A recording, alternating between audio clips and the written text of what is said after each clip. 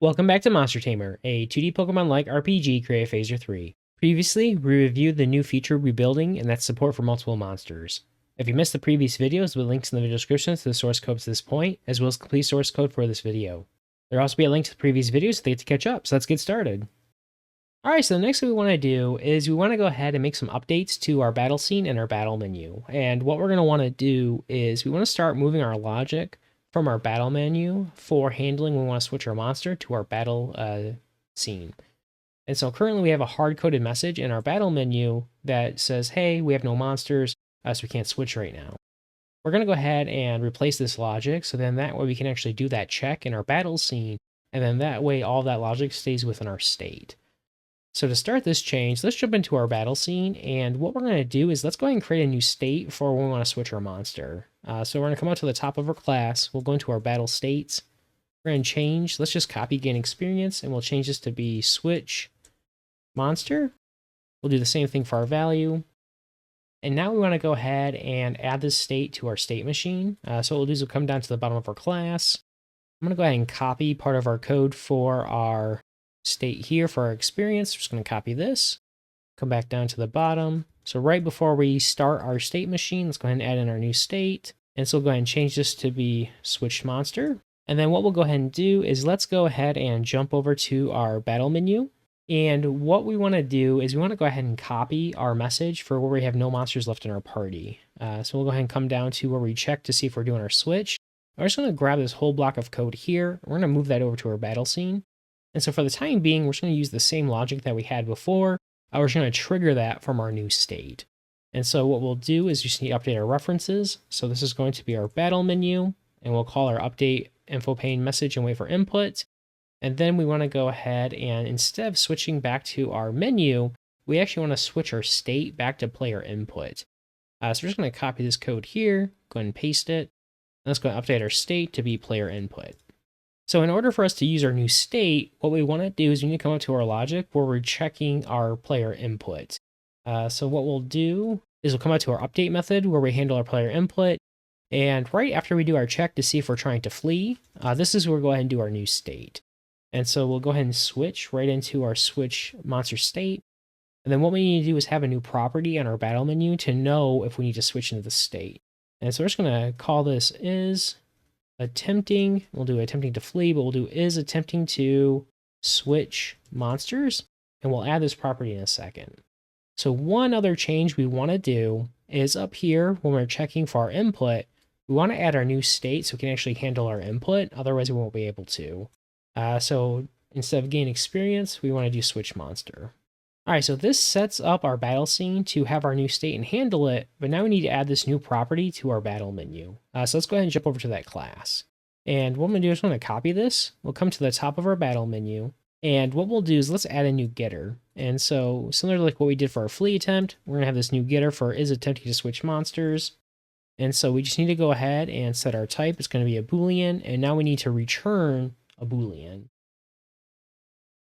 And so for this, we're going to add a brand new private property, and we're just going to do switch monster attempt. And we're just going to follow the same pattern like we're doing with our flee attempt. So let's copy this, come to the top of our class. Let's go ahead and add in that new property. We'll add in our type to be a Boolean. And then let's go ahead and set our default value down in our constructor. We'll do false. And we also want to go ahead and set it in when we show our main battle menu, so that way we reset it back to false, so that way the player can now choose another option. So we'll do switch monster attempt, and we'll set it equal to false. Alright, so now what we need to do is we actually need to go ahead and set this value when we recognize that we're in our switch option. So what we'll do is let's come down to our method where we handle our player chooses a battle option. And so we will go ahead and get rid of our to-do because we're doing this logic now. We want to go ahead and set our value to our battle switch, but then we want to go ahead and actually update our value. So let's give our messages, and then we're going to go ahead and change this to switch monster attempt. We'll set it equal to true. All right, so before we test our changes, the last thing we need to do is we need to go ahead and add some additional logic to where we check for when our scene is resumed in our battle menu. So currently we have our handle scene resume listening for when we want to use an item, So then that way we can react accordingly and show our main battle menu. What we're going to want to do now is we need to know if the player was getting an item, so we can use the same logic. Or if they're trying to switch their monster, we don't want to actually show our menu. Instead, we want all that logic to be tied to our state in our battle scene. So what we need to do is we actually need to update our types here to have a new property so we can know if the player is actually selecting a monster. So what we're going to go ahead and do is we're just going to copy this block of code here. We'll go ahead and paste it. And so what we're just going to check to make sure that data, if our data exists, and if our data exists and our new property, so and our data, and we want to go ahead and do was monster selected. And basically what we want to do is we don't want to do anything inside our battle menu class because we're switching to an active monster. And so we'll be updating our game objects to show like, hey, we're switching to Carnodusk. And so we don't actually want to show our menu options to the player until that's all done. So let's go ahead and return early. And then real quick, I'm just going to throw a comment in here. All right, so for our new property, we don't want to actually add this to our inventory scene item used data object. Instead, we want to go ahead and create a new data type that represents the object we could get back in our battle scene class.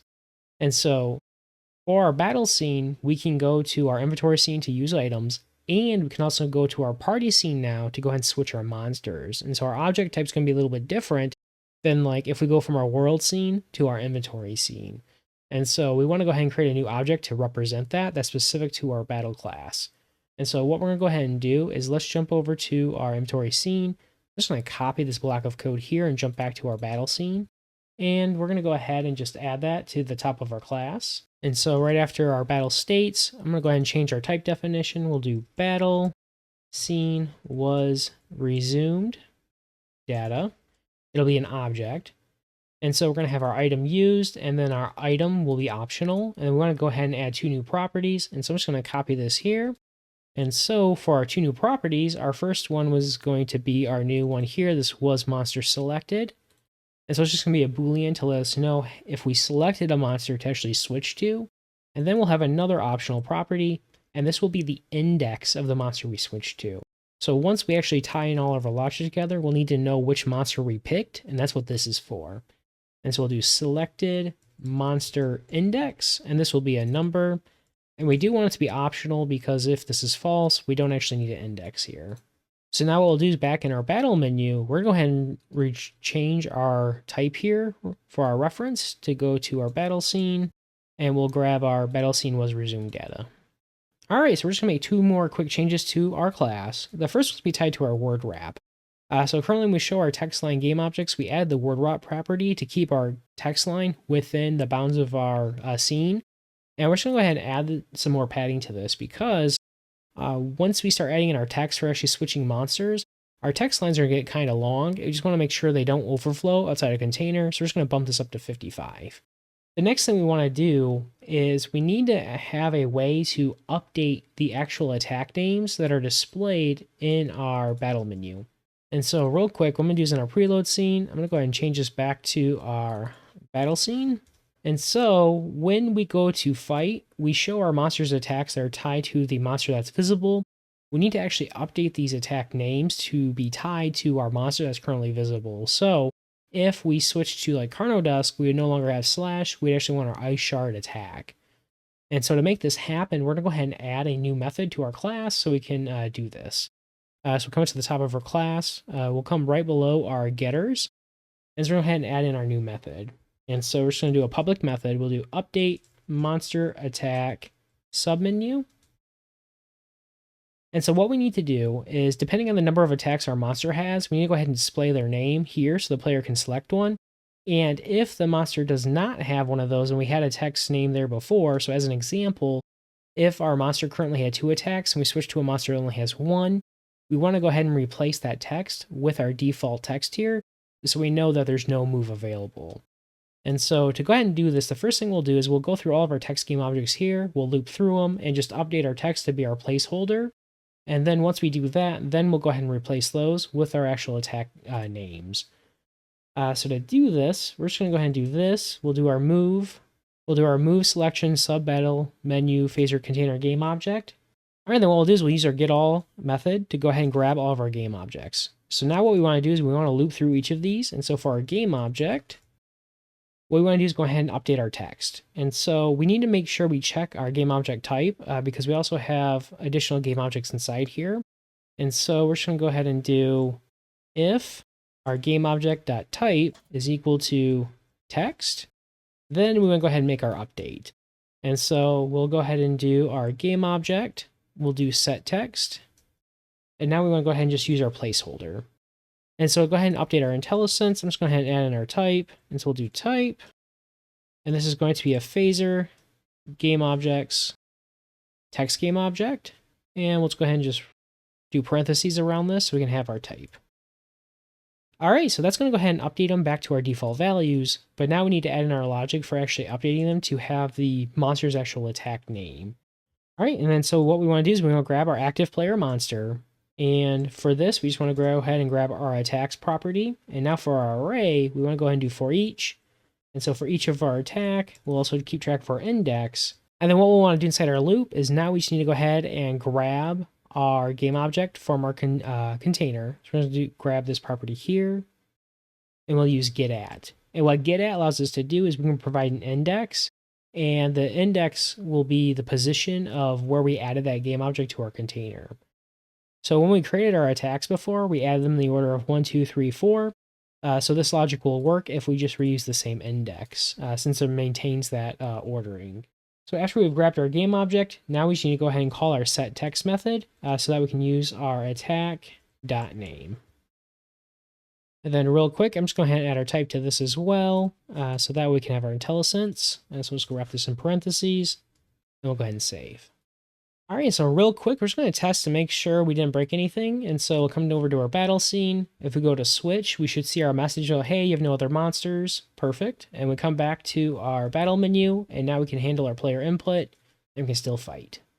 All right, with those changes, that brings this video to an end. In our next video, we'll continue working on our battle scene, and we're going to focus on adding additional logic for allowing us to switch to other monsters in our party. So as a reminder, there is a link in the description of the video to the complete source code for this video, and as always, thank you so much for watching. I hope you enjoyed the content. If you did enjoy the video, please consider liking the video and hit the bell icon to be notified when the next video in the series is released. For more great Phaser 3 content, please see some of the links on your screen now.